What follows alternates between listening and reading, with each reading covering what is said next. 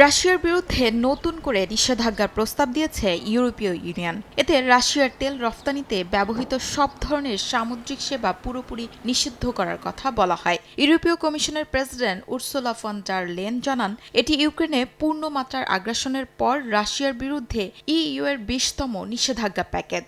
মস্কোকে বাস্তব শান্তি আলোচনায় বসতে বাধ্য করার লক্ষ্যেই এই উদ্যোগ।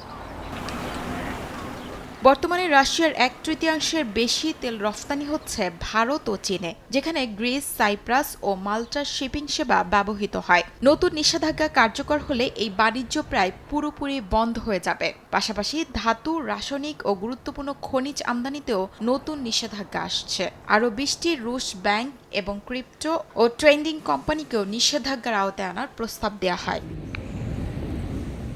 এদিকে আবুধাবিতে সংযুক্ত আরব আমিরাতের প্রেসিডেন্ট শেখ মোহাম্মদ বিন জায়েদ আল নাহিয়ানের সঙ্গে বৈঠক করে জার্মান চ্যান্সেলর ফ্রিডরিখ মের্জ। বলেন, ইউক্রেন যুদ্ধ অবসানে রাশিয়ার সঙ্গে আলোচনায় প্রস্তুত ইউরোপীয় ইউনিয়ন। অন্যদিকে যুদ্ধক্ষেত্রে ইউক্রেন এখনও বড় চাপে। ভিডিও বার্তায় প্রেসিডেন্ট ভলোদিমির জেলেনস্কি জানান, রুশ হামলায় ক্ষতিগ্রস্ত জ্বালানি অবকাঠামো মেরামত দ্রুত এগোচ্ছে।